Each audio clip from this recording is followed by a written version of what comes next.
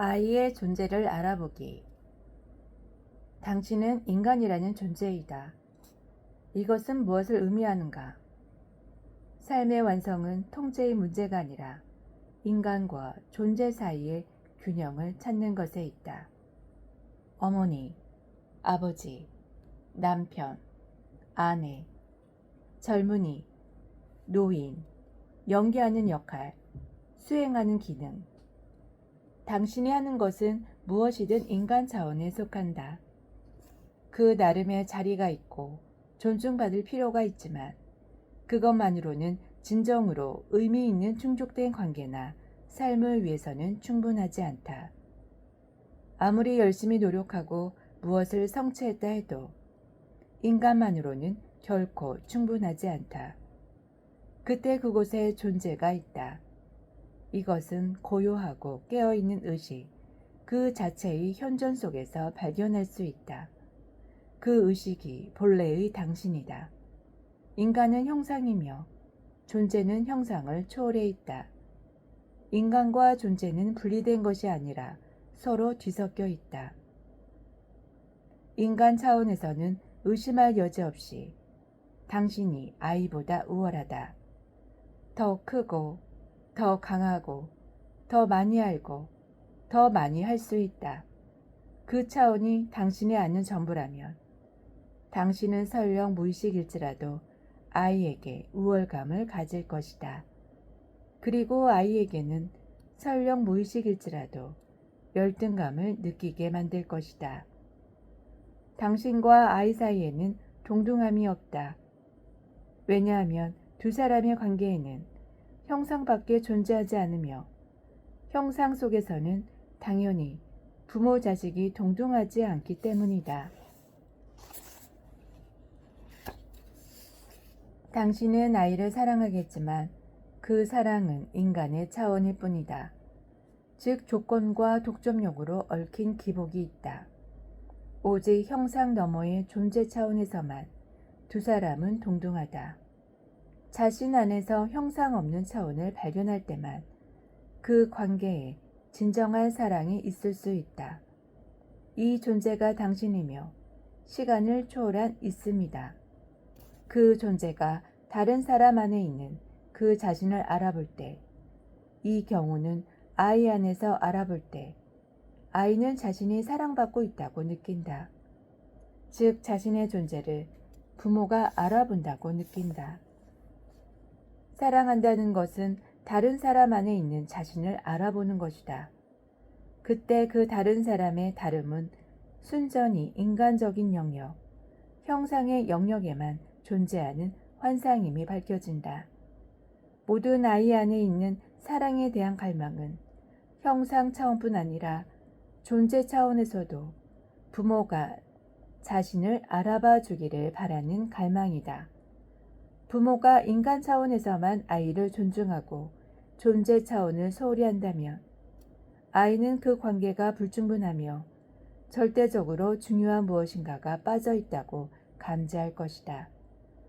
아이의 내면에 고통이 쌓이고 때로는 무의식 중에 부모를 원망할 것이다. 왜 나를 알아봐 주지 않는 거야? 아이의 고통과 원망은 이렇게 말하고 있는 것처럼 보인다. 누군가 당신의 존재를 알아볼 때 그 알아봄이 두 사람을 통해 이 세상 속에 더 많은 존재의 차원을 끌어들인다. 그것이 이 세상을 구원하는 사랑이다. 나는 이것을 부모-자식 관계라는 구체적인 사례에 대해서만 말했지만 물론 이것은 모든 관계에 동등하게 적용된다. 신은 사랑이다 라고 말해왔다. 하지만 그것이 절대적으로 옳은 말은 아니다. 신은 헤아릴 수 없이 많은 생명 형상들 안에 있으며 동시에 그 형상을 초월한 한 생명이다. 사랑은 이원성을 내포하고 있다. 사랑하는 사람과 사랑받는 사람, 주체와 객체가 있다.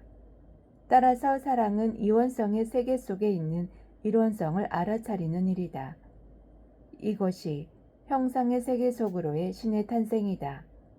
사랑은 이 세상을 덜 세속적으로 만들며 덜 단단하고 더 투명하게 만들어 신의 차원이 의식의 빛이 비쳐나오게 하는 것이다. 역할 연기의 포기. 어떤 상황에서든 역할과 동일화되지 않고 해야 할 일을 하는 것. 그것이 우리들 각자가 이곳에서 배워야 할 삶의 예술이고 가장 중요한 배움이다. 만약 어떤 행동이 자신의 역할 정체성을 유지하거나 강화하고 따르기 위한 수단이 아니라 다만 행동 자체를 위한 것이라면 그때 무엇을 행하든 간에 당신은 매우 강력해진다.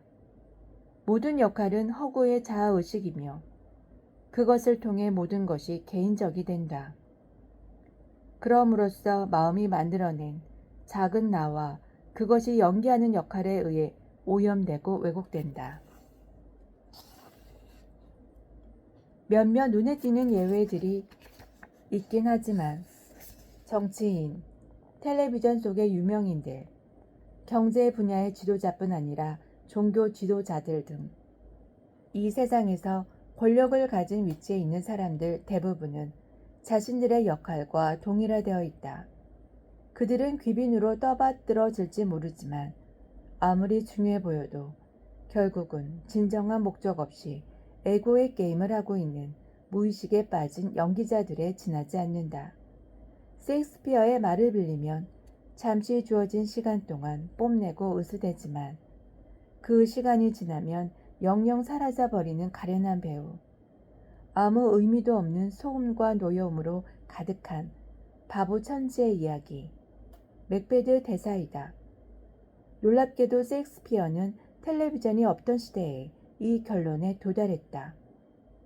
만약 세상에서 펼쳐지고 있는 에고의 드라마에 무엇인가 목적이 있다면 그것은 간접적인 것이다. 에고의 드라마는 이 행성에 더욱 많은 고통을 야기하고 있지만 그 고통 대부분은 에고에 의해 만들어진 것임에도 불구하고 결국 에고를 부순다. 고통은 에고가 스스로를 불태우는 불길이다. 역할을 연기하는 유명인들의 세계에도 마음이 만든 이미지를 투영하지 않는 소수의 사람들이 있다. 그들은 존재의 더 깊은 중심부로부터 자신의 기능을 다하고 자신을 실제 이상으로 드러내 보이지 않으며 단순히 자신으로 존재한다. 이러한 사람들은 텔레비전과 언론 매체와 경제계에도 존재한다. 그들은 특별한 이들이고 이러한 사람들만이 진정으로 이 세상의 차이를 만들 수 있다. 그들은 새로운 의식을 가져오는 이들이다. 그들이 무엇을 하든 전체의 목적과 일치하기 때문에 힘이 있다. 그들의 영향력은 그 행동과 기능을 훨씬 초월한 곳까지 미친다. 단순하고 자연스럽고 꾸밈 없는 그들의 존재 자체만으로도 그들은 만나는 사람들을 변화시킨다. 역할을 연기하지 않을 때는 당신이 하는 일에 자아, 즉 에고가 없음을 의미한다. 자기 자신을 지키거나 강화하려는 제2의 안건이 없다. 그 결과 당신 행동은 훨씬 강력한 힘을 갖는다. 당신은 상황에 온전히 집중한다. 그 상황과 하나가 된다. 당신은 특별히 어떤 사람이 되려고 시도하지 않는다. 완전하게 자기 자신일 때 당신은 가장 강력하고 가장 효과적이다. 그러나 자기 자신으로 존재하려는 시도는 하지 않는 편이 좋다. 그것 역시 하나의 역할이기 때문이다. 꾸미지 않은 자연스러운 나라는 역할이다. 이러저러하게 되려는 노력을 하자마자 당신은 하나의 역할을 연기한다. 다만 자신으로 존재하라는 좋은 조언이지만 잘못 인도할 수도 있다. 마음이 개입해 이렇게 말할 것이다. 어디 보자. 어떻게 하면 나 자신이 될 수 있지? 그때 마음은 어떤 종류의 전략을 개발할 것이다. 바로 나 자신이 되는 방법이다. 이것도 역할이다. 어떻게 하면 나 자신이 될 수 있지? 는 사실 잘못된 질문이다. 그것은 자기 자신으로 되기 위해 무엇을 해야만 하는 것을 내포하고 있다. 당신은 이미 자기 자신이기 때문에 여기서는 어떻게 하면이라는 말이 적용되지 않는다. 이미 존재하는 자신에게 불필요한 짐을 보태는 것을 중단하기만 하면 된다. 하지만 나는 내가 누구인지 알지 못한다. 나 자신이 된다는 것이 무엇을 의미하는지 모른다. 만약 자신이 누구인지 알지 못하는 것에 완전히 편안할 수 있다면 그때 남아있는 것이 당신이다. 인간의 뒤에 있는 존재. 이미 규정된 무엇이 아니라 순수한 기능성의 장이다. 당신 스스로에게나 다른 사람들에게나 자신을 규정하는 것을 중단하라. 그래도 죽지 않을 것이다. 오히려 생기를 회복하게 될 것이다. 그러므로 남들이 당신을 어떻게 규정하는가에 관심 가질 필요가 없다. 규정하는 사람들은 그들 자신을 한정 짓는 것이기 때문에 그것은 그들의 문제이다. 사람들과 상호작용할 때는 기능이나 역할로 그곳에 있지 말고 의식이 깨어있는 현존의 장으로 있으라. 에고는 왜 역할을 연기하는가?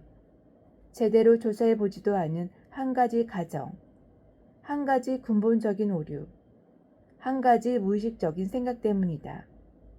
그 생각은 나는 충분하지 않다라는 것이다. 이 생각으로부터 다른 무의식적인 생각들이 뒤따른다. 나는 충분한 자신이 되는데 필요한 것을 얻기 위해 역할을 연기할 필요가 있어. 더 많이 존재하기 위해 더 많이 얻을 필요가 있어. 그러나 당신은 당신인 것보다 더 많이 당신이 될 수 없다. 왜냐하면 육체적, 심리적, 형상 밑바닥의 당신은 생명 그 자체, 존재 그 자체와 하나이기 때문이다. 형상 속에서는 당신은 언제나 어떤 사람보다 열등하고 어떤 사람보다 우월할 것이며 앞으로도 그럴 것이다. 본질 속에서는 당신은 누구보다 열등하지도 않고 우월하지도 않다. 진정한 자존과 진정한 겸손은 이 깨달음으로부터 생겨난다. 에고의 눈으로 보면 자존과 겸손은 대립적이다. 진리 속에서는 그 둘은 하나이며 같은 것이다.